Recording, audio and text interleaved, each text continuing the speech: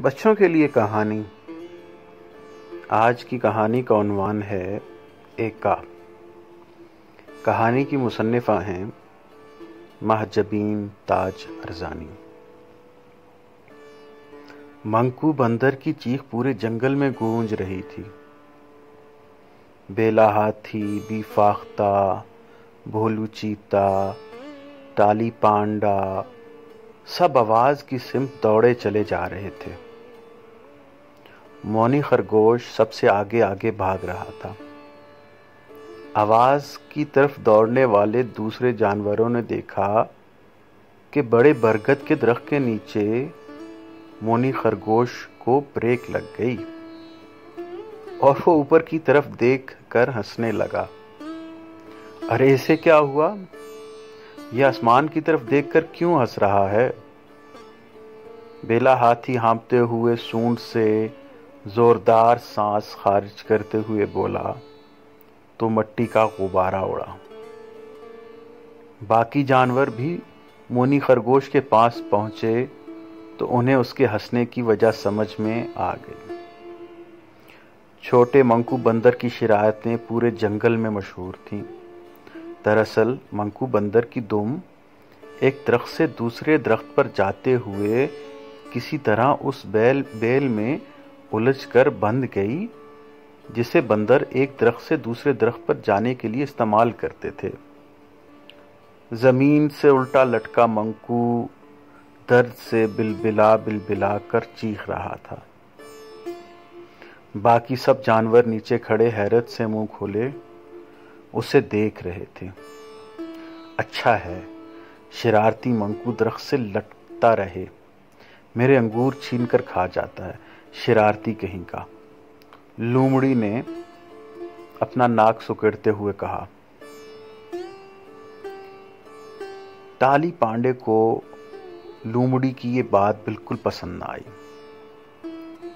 وہ بڑے سے سر کو دائیں بائیں ہلاتے ہوئے بھاری آواز میں اسے سمجھاتے ہوئے کہنے لگا، نہیں بہن لومڑی، ایسا نہیں کہتے، وہ بچہ ہے اور بچے ہی شرارتیں کرتے ہیں۔ اس وقت وہ مصیبت میں ہے، اسے ہماری مدد کی ضرورت ہے۔ بجائے پرانی دشمنی نکالنے کے ہمیں اس کی مدد کرنی چاہیے۔ آس پاس کھڑے سارے جانور منکو بندر کو تکلیف میں دیکھ کر پریشان ہو رہے تھے اور ٹالی پانڈے سے متفق تھے۔ منکو بندر کا پورا خاندان اس گرہ کو کھولنے کی ہر ممکن کوشش کر کے ناکام ہو چکا تھا، کیونکہ وہ گرہ بہت مضبوطی سے بند گئی تھی۔ دراصل منکو بندر کا اندازہ غلط ثابت ہوا تھا۔ بیل اتنی لمبی نہ تھی کہ دوسرے درخت تک پہنچا سکتی، نتیجتاً وہ فضا میں الٹا جھول گیا تھا۔ اس کے ماں باپ ہوا میں جھولتے رسی کھولنے میں ناکام ہو چکے تھے۔ سبھی منکو بندر کی دم کی وجہ سے فکر مند تھے۔ ٹنکو طوطے کی پاٹدار آواز گونجی۔ وہ آنکھیں بند کر کے کہہ رہا تھا، کاٹ دو بھائی، کاٹ دو، اس کی دم کاٹ دو، پھر ہم سب منکو کو دم کٹا کہیں گے۔ ہر وقت مذاق اچھا نہیں ہوتا ٹنکو۔ شیر بادشاہ دم کو ادھر ادھر زمین پر مارتے ہوئے اپنی کڑکدار آواز میں گرج کر بولے۔ ٹنکو طوطا سہم کر درخت کی اونچی شاخ پر جا بیٹھا۔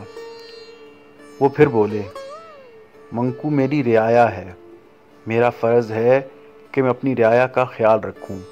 میں آپ سب سے کہتا ہوں کہ منکو کو اس مصیبت سے نکالنے کی تدبیر سوچیں۔ شیر بادشاہ کی بات حکم کا درجہ رکھتی تھی۔ سارے جانور منکو بندر کو مصیبت سے چھٹکارا دلانے کی تدبیر سوچنے لگے۔ منکو اب لٹک نہیں رہا تھا بلکہ ایک شاخ کے ڈنڈے پر بیٹھا تھا جو اس کی ماں دوسرے درخت پر پکڑے بیٹھی تھی۔ اس ڈنڈے پر اگر کوئی دوسرا بندر بیٹھتا تو اسے سہارا دینا بندروں کے لیے ناممکن ہو جاتا۔ दुम इस मजबूती से बंधी थी कि उसे शदीद दर्द हो रहा था और वो बेचारा मुसलसल रोए जा रहा था। जंगल के सारे जानवर मंकू पर नजरें जमाए उसे मुसीबत से निकालने की तदबीरें सोचने में गर्क थे कि गीदड़ चीखा, आ गई आ गई, तदबीर समझ आ गई, हम किसी तरह इस बेल को काट देते हैं। ये सुनकर कव्वे ने काएं काएं करते हुए पूछा, मगर काटें कैसे? वाकई गीदड़ ने ये तो सोचा ही न था कि बेल कटेगी कैसे।